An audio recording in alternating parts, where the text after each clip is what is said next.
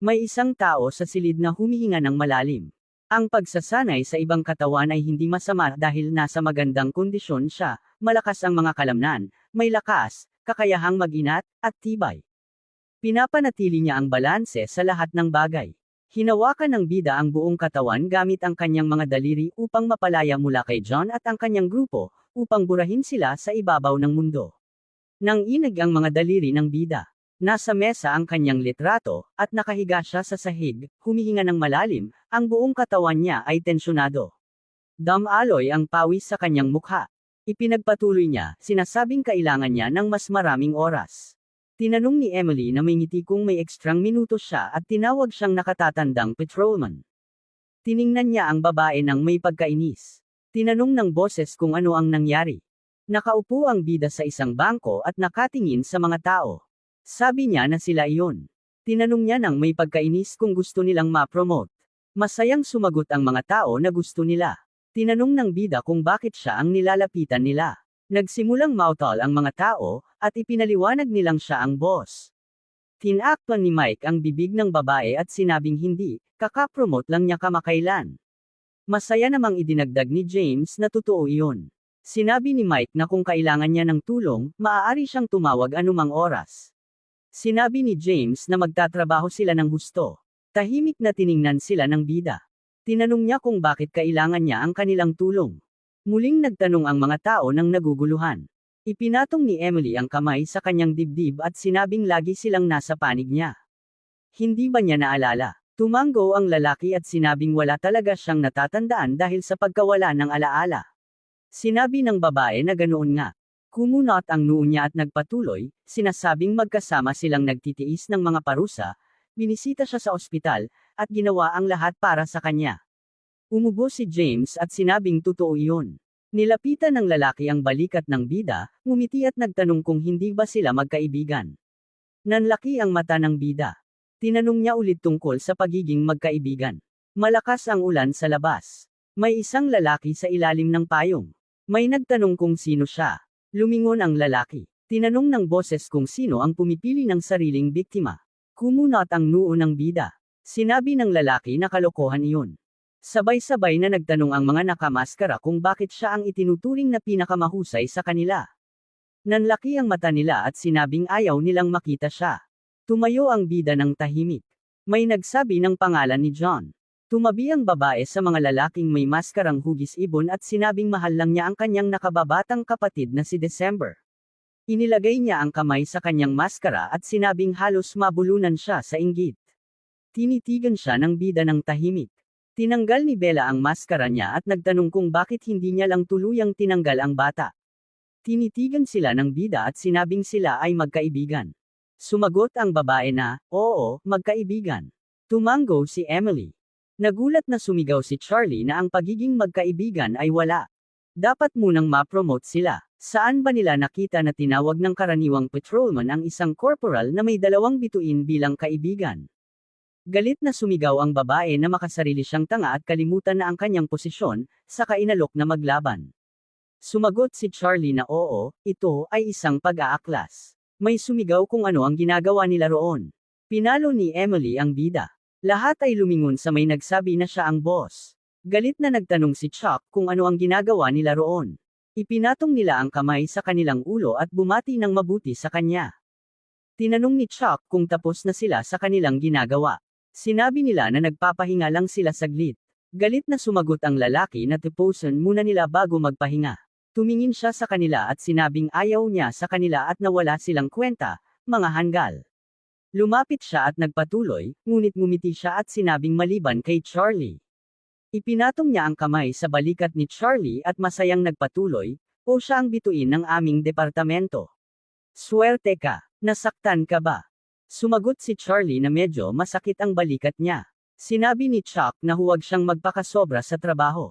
Sumagot ang lalaki na okay lang, pero biglang pumasok sa isip niya na isa siyang tiwaling hanggal. Tumingin siya kay Chuck na galit, at inisip na dahil sa kanya ay ma-promote siya. Sinabi ng lalaki na lumayo siya.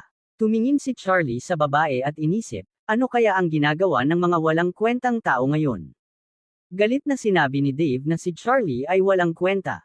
Ipinatong ni Carl ang kamay sa balikat ni Dave at sinabing mas masakit kung magagalit siya, at mas mabuting huwag masyadong magpakapagod pagkatapos niyang lumabas ng ospital. Tinanong ng lalaki kung galit ba siya, at galit na nagpatuloy, si Charlie sa ranggong senior corporal.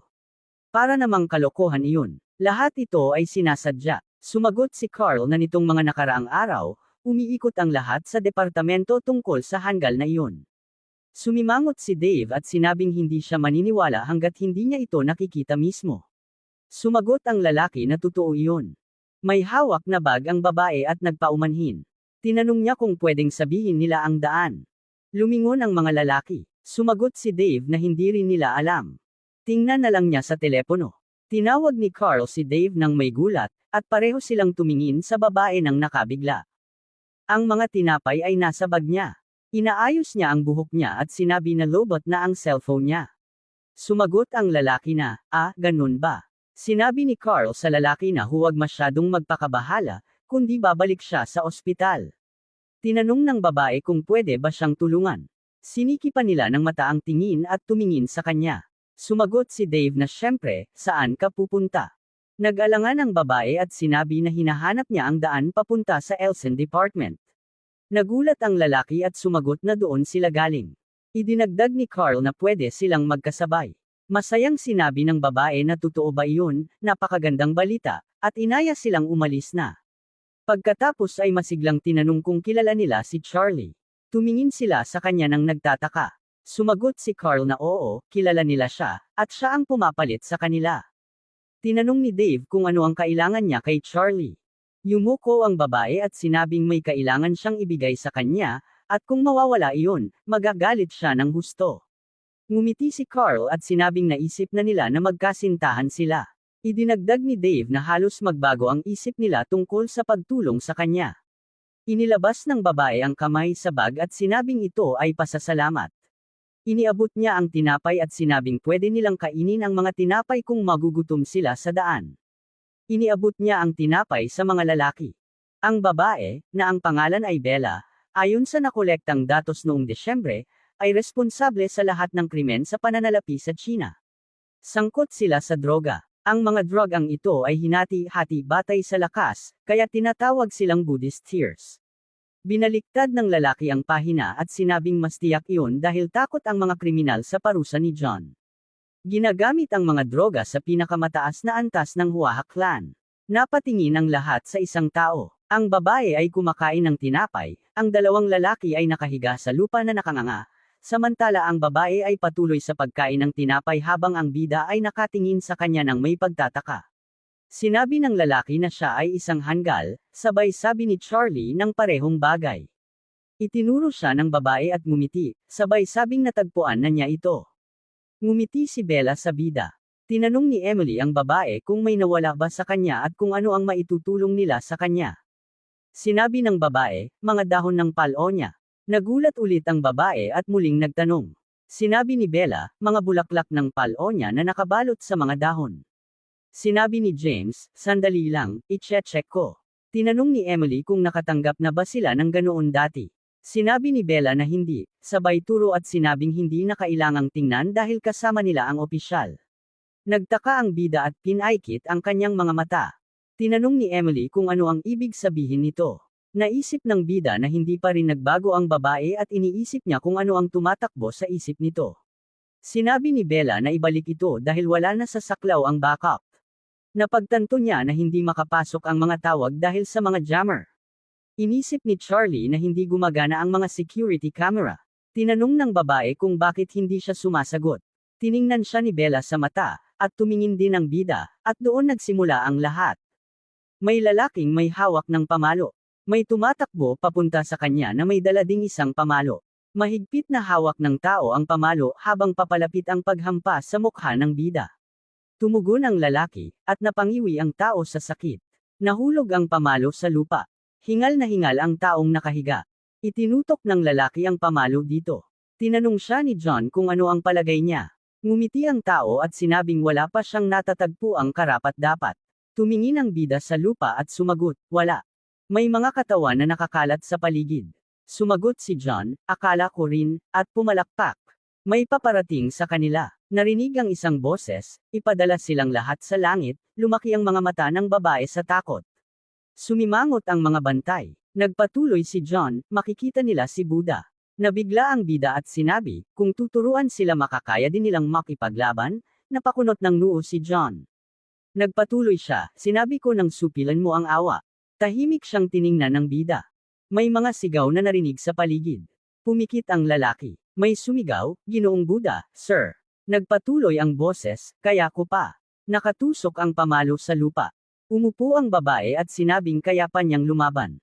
Nagpatuloy siya na magsasanay siya ng pinakamabuti at magiging kapaki-pakinabang. Tinanong siya ng lalaki kung gusto niyang maging kapaki-pakinabang. Tumango ang babae. Sinabi ng boses, mas mabuti pang mamatay ka at bumalik sa akin sa panibagong buhay.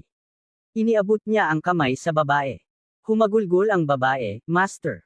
Hinawakan siya ng mga lalaki at sumigaw siya, wag. Tumalikod ang bida. May ibinubuhos sa bibig niya. Sumigaw siya, nagmamakaawa ako. Sumikat ang araw sa gusali. May nakahiga sa lupa. Sinabi ni John, linisin at itapon ang mga katawan. Tinanong ulit ng lalaki. Nakabuka ang bibig ng babae. Sinabi ng lalaki, buhay pa ang batang ito. Napatingin si John sa kanila sa gulat. Dumilat ang babae. Hinawakan siya ni John sa balikat at sinabing ubusin lahat ng laman ng pinggan sa loob ng isang buwan. Napuno ng mga tableta ang mga pinggan. Sinabi niya, kung gusto mong maging katulong ko. Sumagot ang babae, opo, Ginoong Buddha. Unti-unti siyang naging mas mapagtiis. Nang siya ay lumaki, humarap si John sa babae at sinabing siya na ngayon ay isang babae na pinangalanang Bella. Iniabot niya sa kanya ang isang maskara. Pinasalamatan siya ni Bella at sinuot ang maskara sa kanyang mukha, pagkatapos ay sinabi niyang hindi niya ito bibiguin. Noon napansin ni Emily ang nakakatakot na tanawin sa harap niya, siya ay naging isang drug addict na.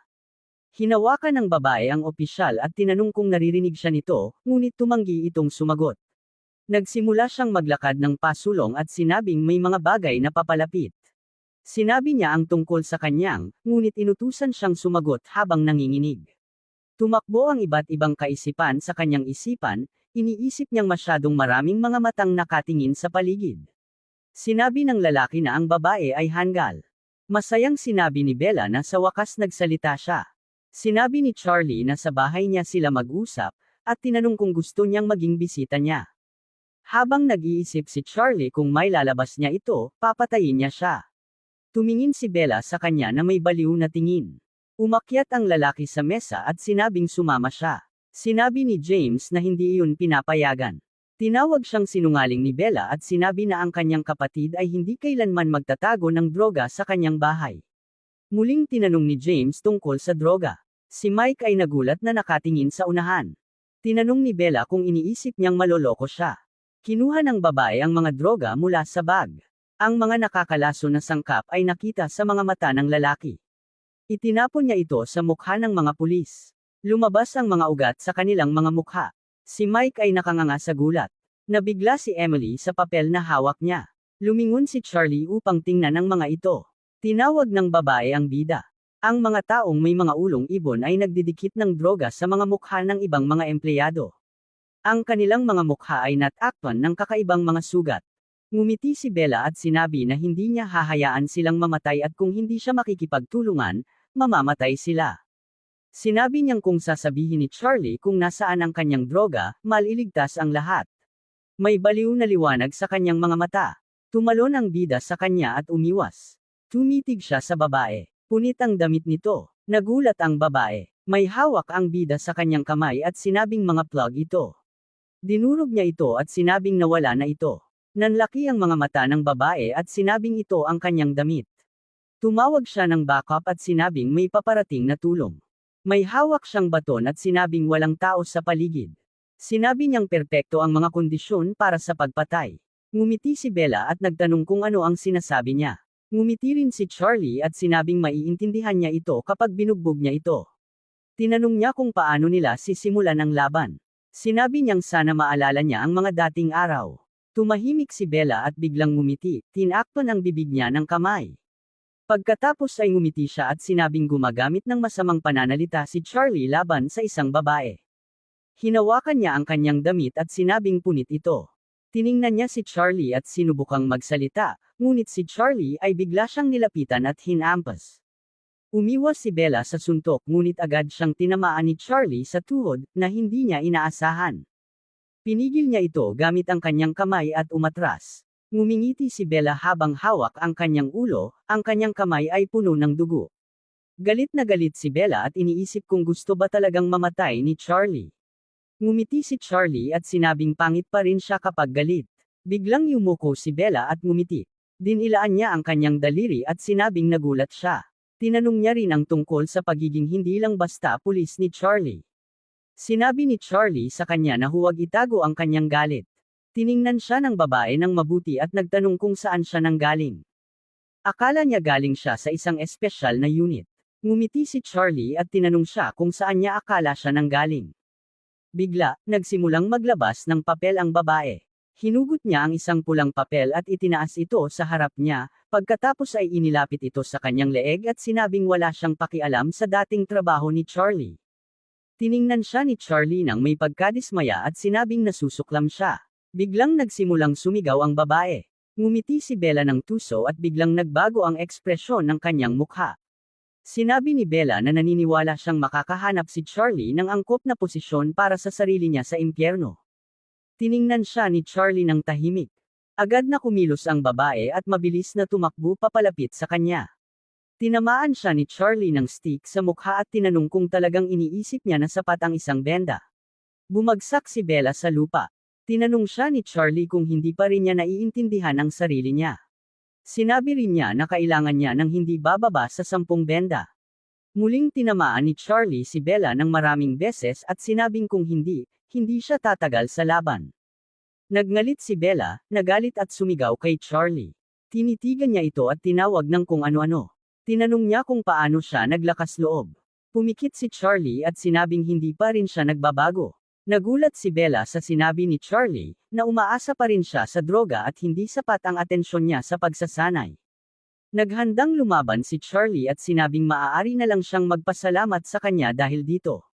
Sumigaw ang babae at tinanong kung sino ba si Charlie para isipin niyang kilala niya siya. Agad na yumuko si Charlie, naghahanda upang salakayin ang mga binti niya. Tinamaan niya ang mga binti ni Bella at lumipad ito sa ere. Bumagsak si Bella at nabagok ang ulo. Itinaas ni Charlie ang stick, handang itarak ito sa kanya. Natakot ang babae. Tiningnan siya ni Charlie ng mabangis at sinabing, kapag nasa bingit ka ng kamatayan, malalaman mo kung sino ako. Nagalit si Bella at sinimulang tanungin siya kung ano bang kalokohan ang sinasabi niya. Sinabi ni Charlie na alam niyang natutunaw na ang utak ni Bella dahil sa droga. Biglang itinarak ni Charlie ang stick sa kanyang leeg at lalo pang diniinan. Tinanong niya kung matatandaan niya ito bago siya mamatay. Nagngalit si Bella at muling tinawag ng kung ano-ano si Charlie. Naglabas ng nakakatakot na aura si Charlie. Natakot si Bella. Nang susubukan niyang itarak ang stick sa leeg nito, biglang tumiklap ang stick. Sumigaw si Bella. Nagulat si Charlie at tiningnan ang stick, napagtanto niyang mahina ang kalidad nito. Biglang sinuntok ni Bella si Charlie, tumayo, at hinawakan ang kanyang leeg. Habang nakatingin sa stick, napaisip si Charlie kung ganitong klaseng basura ba talaga ang ibinibigay sa mga mabababang ranggo ng opisyal. Agad na tumayo si Bella at sumugod kay Charlie. Tinamaan niya ito, ngunit na-block ni Charlie ang kanyang pag-atake. Habang nakablock, napansin ni Charlie ang isang kakaibang benda sa noo ni Bella. Pula ang mga mata ni Bella. Nagulat si Charlie, hindi pa niya nakikita ang ganitong klaseng benda. Tiningnan niya ang sarili niyang mga kamay, na puno ito ng parang mga galami. Napaisip si Charlie kung ang benda ba ay gumagana sa pamamagitan ng paghawak sa kanyang damit. Tiningnan niya si Bella ng mabuti. Nagulat ang babae at tinanong siya kung sino ba talaga siya. Tinanong niya ito nang may pagkagulat kung bakit niya ginagawa ang mga ito. Biglang pumasok ang isang lalaking may maskarang hugis tandang at sinimulang sigawan si Bella. Itinaas niya ang kanyang daliri at sinabi na nakipag-ugnayan sa kanila si G. Orchid, at iniulat din niya na malapit nang dumating ang tulong. Sinimulan ni Charlie ang pagwawagayway ng kamay, sinabihan siya na umalis na dahil ngayong araw ay makakaligtas siya. Ngumiti si Charlie at sinabi na magkikita pa rin sila. Kinagat ni Bella ang kanyang labi at tiningnan siya nang may hindi pagkakasundo.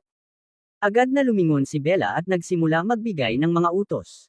Ipinatong ng lalaking may maskara ang kamay niya sa balikat ni Bella at tinanong kung ayos lang siya. Nang inig si Bella sa takot at kinagat ang kanyang mga kuko, nagtataka kung bakit siya pinapaalalahanan ng pulis.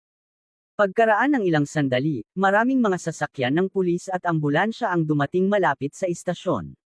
Sa loob, inaalalayan nila ang mga sugatang tao sa mga stretcher. Galit na tanong ng hepe kay Charlie kung talagang pinabayaang makalabas ang mga kriminal. Agad na itinapon ni Charlie ang baton sa mukha ng hepe.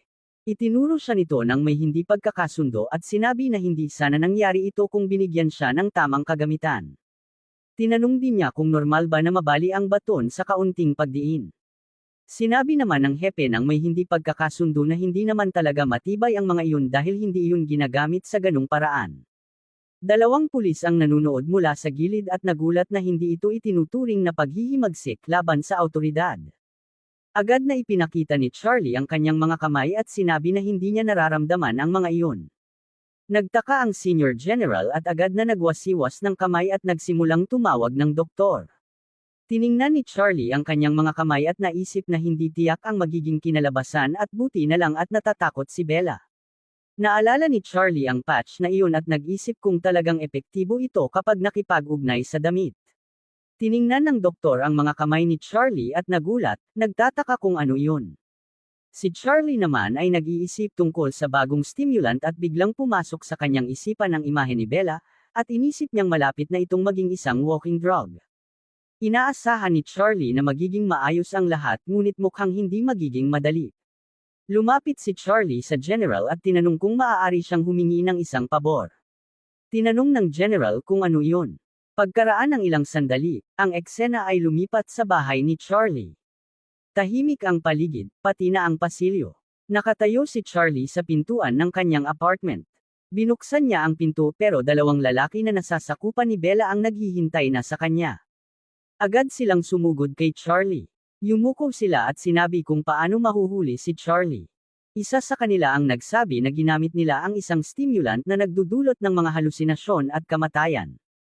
Pareho nilang sinabi na inutusan si Miss Phoenix na taasan ang dosis hanggang maximum para siguro ay makakita pa siya ng higit sa mga halusinasyon at mamatay sa overdose. Ngunit si Charlie ay handa. Tinitigan niya sila habang hawak ang isang baril at sinabi na alam niyang darating sila. Nawala ang fog at nakita nila si Charlie na nagsasalita na si Bella ay isang takot na pusa dahil takot siyang magpakita ng personal. Pinaikit ng kaunti ni Charlie ang mga mata at sinabi na susubukan niya ang bagong armas. Agad na itinutok ang baril sa kanila at pinutok. Natakot ang mga lalaki at tinangkan nilang kumbansihin ang kanilang mga sarili na hindi nakakarga ang baril, ngunit agad na pinutok ni Charlie sa isa sa kanila. Sinimulan ni Charlie ang pamamaril, ang mga bala ay tumalbog sa mga pader. Parehong lalaki ang nawalan ng malay, ang mga maskara sa kanilang mga mukha ay napunit. Pinulot ni Charlie ang baril at sinabing hindi naman pala ito ganoon kasama. Makalipas ang ilang sandali, dumating ang mga pulis. Tumayo sila malapit sa pinto at pinakiusapan ang mga mamamayan na bumalik sa kanilang mga bahay. Napaligiran ang bahay ni Charlie, at ang dalawang lalaki ay itinali. Umupo ang general sa harap ng mga kriminal at kinausap si Charlie. Tinanong ng general kung ilang beses nagpaputok ng baril si Charlie. Ngumiti si Charlie at sinabing nagpaputok siya nang nararapat lang sa kanila. Inalis niya ang kanyang helmet at sinabing maaari silang magising habang inililipat, kaya dapat tanggalin ang mga tableta sa ilalim ng kanilang mga dila. Tiningnan siya ng general at tinanong kung siya nga ba talaga si Bright December. Tinanong siya ni Charlie kung nagdududa pa siya hanggang ngayon, ngunit bakit binigyan pa rin siya ng kagamitan. Sinabi ng general na wala siyang ibang pagpipilian dahil sino ba naman ang maniniwala sa ganoong bagay. Gayunpaman, nagsimulang pag-usapan ng general ang insidente, pati na ang insidente sa mga stimulant at si Bella. Sinabi ng general na halos 99% siyang sigurado na si Charlie ay si Bright December. Tinanong ni Charlie kung bakit hindi 100% sigurado ang general. Tumayo ang general at sinabing ibinawas niya ang porsyento para sa isang dahilan. Tumingin siya kay Charlie at tinanong kung si Bright December nga ito, bakit hindi pa niya pinapatay si John na leader ng grupo. Sumagot si Charlie na sinabi mismo ng general na kailangan ng matibay na ebidensya. Sumimangot ang general at sinabing totoo iyon mula sa pananaw ng isang pulis. Biglang siningaitan siya ni Charlie at sinimulan agad ang pag-usapan tungkol sa monk na parang si Buddha. Siya ay iginagalang ng buong bansa at itinuturing na reinkarnasyon ni Buddha. Tinanong ni Charlie ng mariin ang general kung ano ang magiging reaksyon ng publiko sa kanyang kamatayan. Nagulat ang general dahil sinabi ni Charlie na ang pagpatay sa kanya ay hindi lulutot sa problema dahil mas malaki pa ang suliranin kaysa iniisip ng general. Yumuko ang general at nagtanong ng may gulat kung may iba pang mga organisasyon bukod sa Huaga Clan. Sinabi ni Charlie na wala siyang pakialam sa iba. Pinutok ni Charlie ang gatilyo, dumilim ang kanyang mukha, at sinabi niyang gusto lang niyang pabagsakin ang walang kwentang taong iyon sa kahit anong paraan. Tiningnan siya ng general ng may pagtataka. Sinabi ni Charlie na gusto niyang tiyakin na wala nang ibang mabibiktima ito. Biglang naging kalmado ang general at sinabi niyang tutulong siya kay Charlie. Iniabot niya ang kanyang kamay at inalok na magtulungan sila upang mapatalsik ang walang kwentang taong iyon sa likod ng mga rehas. Tiningnan ni Charlie ang nakalahad na kamay ng may gulat. Hinawakan ni Charlie ang kamay ng general at sinabing tumutulong lang siya para hindi sila mapahamak sa kanyang mga kamay. Binitiwan ni Charlie ang kamay ng general at sinabing kung ayaw niyang mamatay, dapat siyang makinig. Hawak ng general ang kanyang kamay habang nakatingin kay Charlie na nagsabing hindi naman niya sinubukang patayin ang taong iyon. Hawak ang kanyang kamay sa harapan niya, sinabi ni Charlie na hindi niya magawa. Tinanong ni Charlie kung sino sa tingin ng general ang nagturo sa kanya ng lahat ng alam niya. Biglang lumipat ang eksena sa isang Buddha na sinasakal si Bella. Hawak niya ito sa ere habang sinasakal, hindi alintana ang kanyang mga sigaw. Patuloy niya itong sinakal hanggang sa bumaling ito sa kanya at halos hindi na makapagsalita. Humingi siya ng tawad, ngunit tiningnan lang siya ng Buddha at tinawag na maruming basahan habang nakahandusay sa sahig. Sinabi ng Buddha na lahat ng paninda niya ay nakumpiska at pinasok niya ang istasyon ng pulisya. Nagsimulang umiyak si Bella at nagmakaawa humihingi ng tawad. Tumingin siya sa Buddha na nagsalita sa kanya na may nakakatakot na aura. Sinabi ng Buddha na tila panahon na upang turuan siya ng leksyon. Napasigaw si Bella at pilit na umatras habang ang mga mata ng Buddha ay naglalagablab. Sinabi niya na nagkamali siya at hindi na niya ito uulitin, ngunit biglang napalingon sila ng makarinig ng malakas na pagtawa. Pumasok sina Tom at Lloyd, mga kasama niya, sa silid habang tinatawag siyang masamang adik sa droga. Sinabi ni Lloyd na huwag nang umiyak dahil ang stress ay nakakasunog ng muscle mass. Ipinitik ni Tom ang mga kamay niya sa bewang at sinabing nang walang muscle mass, wala siyang depensa. Nanlaki ang mata ni Bella sa pagkabigla. Nagsimula siyang sumigaw, nagtataka kung bakit naroon ang dalawa. Biglang pumasok si Rachel sa silid, gaya ng dati hawak niya ang kanyang pamaypay. Tumingin siya kay Bella at tinanong kung iniisip niyang ang magkapatid na Lespa ay tinawag ni Lord Buddha. Tinawag ni Bella at Tom si Rachel nagtataka kung bakit nandoon din ito. Sinabi ng Buddha na ang lahat ay nandito na. Nagpatuloy sa pag-iyak si Bella habang tinitingnan siya ng lahat. Inanunsyo ni Buddha na idinedeklara na niya ang kaso ng pag-aalis kay Bella. Nagsimulang sumigaw si Bella sa likod niya habang may ginagawa siya sa mesa. Habang sumisigaw siya, pinapangako niyang ibabalik ang lahat. Gayunpaman, ipinakita ni Buddha ang isang kahon at sinabing na ibalik na niya ang lahat. May isang pirasong dahon sa loob ng kahon. Tumingin si Buddha sa kanila at tinanong kung ano ang iniisip nila. Tumingin siya kina Tom, Lloyd, at Rachel. Nakatiklop ang mga braso ni Lloyd at sinabing kailangan nilang tanggalin ang adik sa droga. Sinabi ni Tom na ginagamit ni Bella ang droga para maging mas malakas, at ayaw niya ng ganang tao. Napatulala si Bella sa gulat at tumingin kay Rachel na nagsimulang magsalita.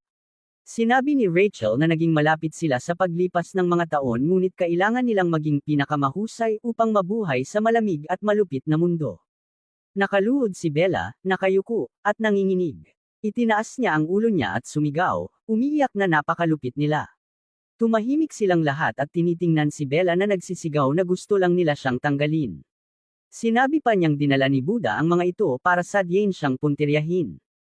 Tumayo si Rachel sa likod ni Buddha at sinabing nasaktan siya sa pagtrato ni Bella sa kanya. Biglang lumapit si Rachel kay Buddha habang pinupunasan ni Bella ang kanyang mga luha.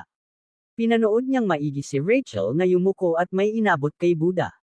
Kinuha ni Buda ang baril mula sa kamay ni Rachel at tumingin kay Bella. Itinutok niya ang baril kay Bella at sinabing hindi niya kailangan ng walang silbing katulong. Natakot si Bella. Iniunat ni Buda ang isang kamay at nagdasal habang sinisimulang kalabitin ang gatilyo. Ngunit biglang yumuko si Bella at sinabi niyang nakabuo siya ng bagong droga. Napatigil si Buda, tila hindi inaasahan ang sinasabi niya. Idinagdag ni Bella na ang bagong droga ay 5 beses na mas malakas kaysa sa nauna.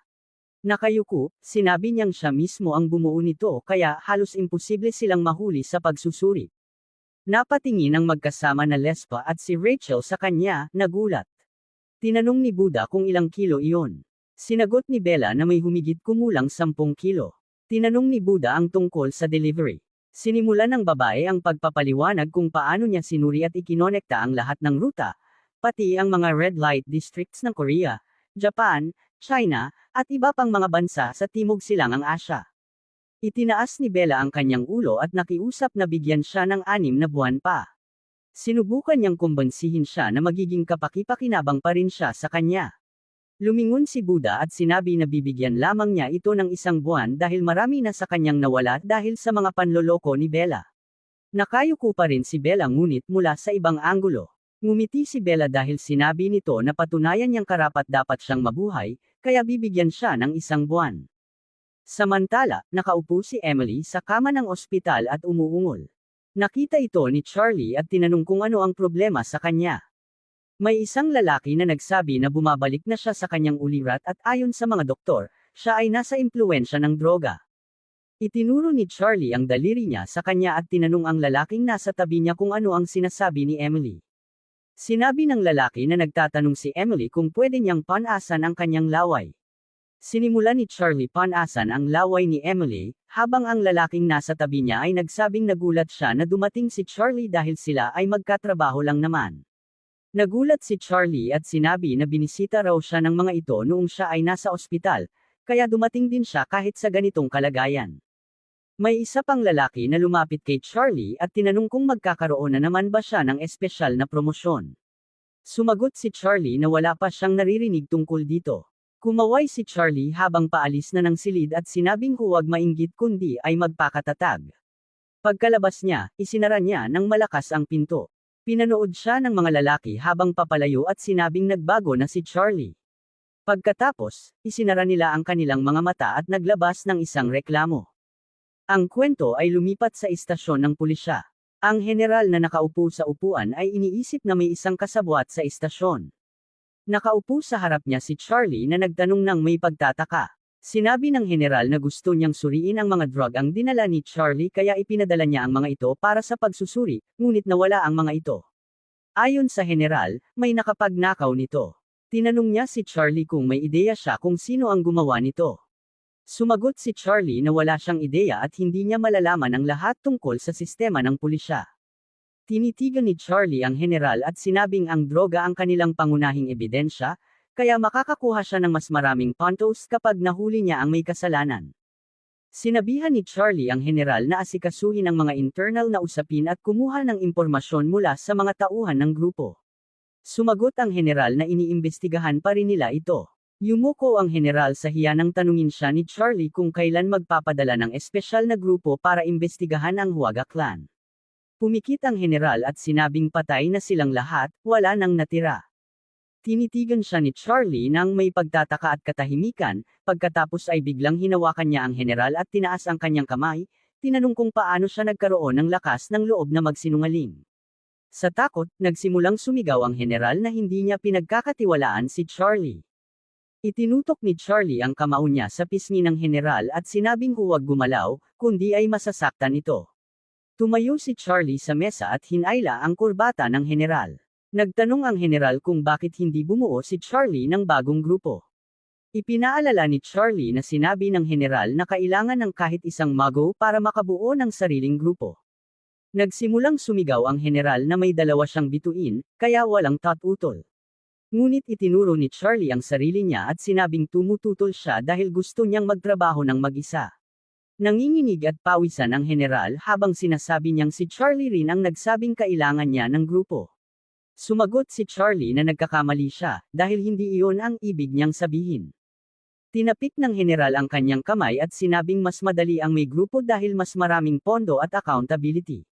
Sinabi niyang ito ay isang utos bilang superintendent at iniutos kay Charlie na bumuo ng isang grupo. Sinabi ng general na hindi niya kayang bumuo ng sarili niyang grupo dahil siya ay masyadong binabantayan at masyadong maraming panganib. Tumingin ang general sa kanya nang may pagtataka nang tanungin ni Charlie tungkol sa utos. Tinuro siya ni Charlie at sinabi na kung maayos siyang hihiling, gagawin niya ito. Nagayos ang general ng seryosong mukha at magalang na hiniling kay Charlie na bumuo ng isang grupo. Ilang sandali pa, ang eksena ay bumalik sa ward kung saan sina Emily at ang kanyang mga kasama ay nagulat at tinanong si Charlie kung talagang gagawa siya ng grupo. Tumayo si Charlie sa harap nila at sinabi na hindi niya alam kung paano magagawa ito ng isang corporal, ngunit iniutos ito sa kanya. Isa sa kanila ang nagsabi na maganda raw na may superintendent na sumusuporta sa kanya. Napabuntong hininga si Emily at ang lalaking nasa tabi niya, at tinatanong niya kung sino ang sasali sa grupo.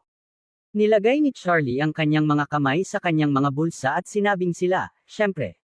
Agad na niyakap ng isa sa mga lalaki si Charlie sa balikat at nagsimulang magpasalamat habang umiiyak. Sinabi niya na inakala niyang naging ganap ng masama si Charlie pagkatapos tamaan sa ulo, ngunit hindi siya nakalimot sa kanila. Si Emily ay nagsimulang umiyak at magpasalamat. At ang isang lalaki ay umiiyak din at nagsasabing tapat silang maglilingkod sa kanya. Isa pang lalaki ang nanood sa gilid habang pinupunasan ang mga luha, at sinabing akala niya ay mamamatay siya sa pag-aasikaso ng mga papel. Sinabi pa niya na masarap magkaroon ng ganitong mga kasamahan. Gayunpaman, ginulat sila ni Charlie nang sabihin niyang hindi sila mga kasamahan. Nakasimangot si Charlie at nagsimulang magsalita na hindi niya kailangan ng tulong, kundi isang masunerang grupo na susunod sa lahat ng kanyang utos. Lahat sila ay nagulat at nagtanong kung sila ba talaga ay mga kasamahan niya. Damilat ng malaki si Charlie at sinabi na hindi sila mga kasamahan, kundi mga alipin niya.